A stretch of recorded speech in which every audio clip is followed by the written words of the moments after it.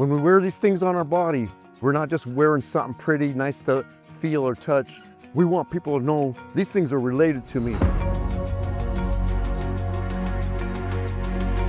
My name is Roger Amerman, and that's more of a title. My father is Czechoslovakian Dutch, and that's where Amerman comes in. My mother is full-blooded Choctaw Indian, and we're more akin to the Oklahoma Choctaws, though all Choctaws came from the Mississippi Valley area. I'm related to this area in many ways by the designs I use. My Indian name that given to me by my grandfather, who was born during the U.S. Civil War in the late 1860s, who I knew as a little boy in the 1960s, gave me the name Abachaha. And that name connects me to these trees. These mounds know that name. Black River knows that name. They don't know Roger Amerman, they know Abachaha. I'm a college professor in modern times. I teach at Washington State University. I'm one of the guest speakers at Yellowstone every summer.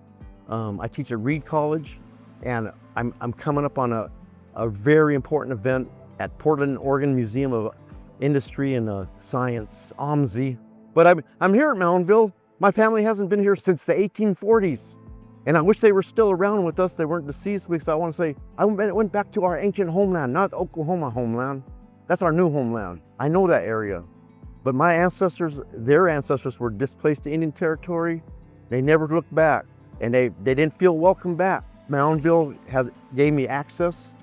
The people here, the public made me feel like, hey, you're home again. And that's a very emotional sentence I just made there. There's two mounds that I've visited at some depth, and it's my tribe's mound in Mississippi, Nonawea, and we have a reproduction of that in Durant, Oklahoma. And then I've also been to Cahokia. But to step here, where there's a whole complex of numerous mounds, was just mind-blowing to me. And it spoke to influence, spoke to great bartering and trading networks without even seeing that. My mind just raced when I seen a whole complex of mounds. And I know we just have one mound, and its story is profound and engaging. I see a whole bunch of mounds like this. I said, what's the story here? This is holy ground. I heard the Mississippi Choctaws talking about the mounds in back of them in the most reverent manner. And that's the way I was taught. Even though we're cousins from between Oklahoma and Mississippi, we were taught that to be reverent, just like the Americans are with Arlington Cemetery. Those are holy areas to us. And we want other Americans to treat it the same way, just like they want us to treat Gettysburg special. That's special Americans. We're Americans. We're the first Americans. And these mounds are America. Tell me about what you do with your beadwork. Where did you first learn to do that? I learned, and it wasn't because I liked beadwork, it was because I did modern powwow dancing at the social activities, and my aunts couldn't make my regalia quick enough because I was growing. So the mother invention of my beadwork was, I fell into it. I had to make my own stuff, but I found I could watch TV, listen to music, and do this art form, which was difficult at first. I got used to it. All of a sudden, this thing that was a challenge turned into therapy, and I just ran with it. Typically, beadwork's not a male gender-specific art form, like featherwork or something. Those are more male gender-oriented. But in my people, we don't have absolutes. So if someone has a really good background, or they have good natural skills, that's usually treasured. It's not stymied or ridiculed. Right here, so it's multi-tiered motif, and what you originally see is a wound up scroll that unwinds, and that's the diamondback rattlesnake, winding and unwinding. This creature, that species has a lot of depth in its background because it doesn't have wings, arms with legs, yet it's a very successful species. And to our Indian people, it was special. And to modern people, it keeps the rodent population from getting disease at us. So the scroll circular turns into something else. It's multi-tiered.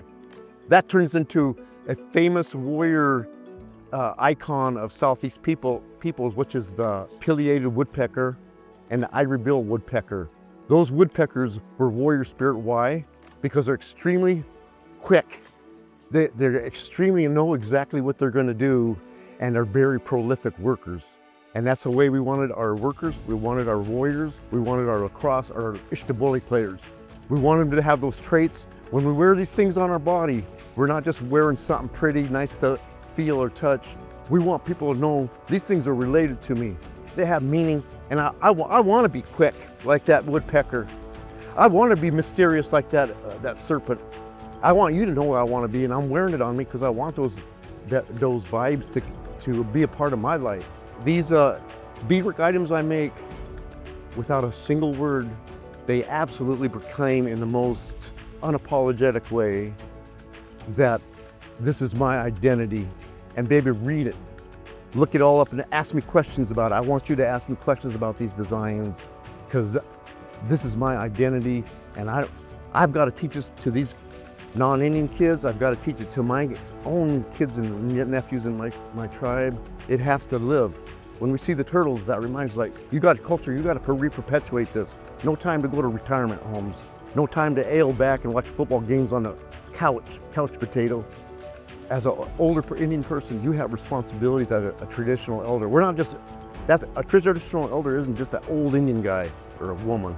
It's someone that has knowledge that they should be sharing down the line to the younger generations. That's a real elder.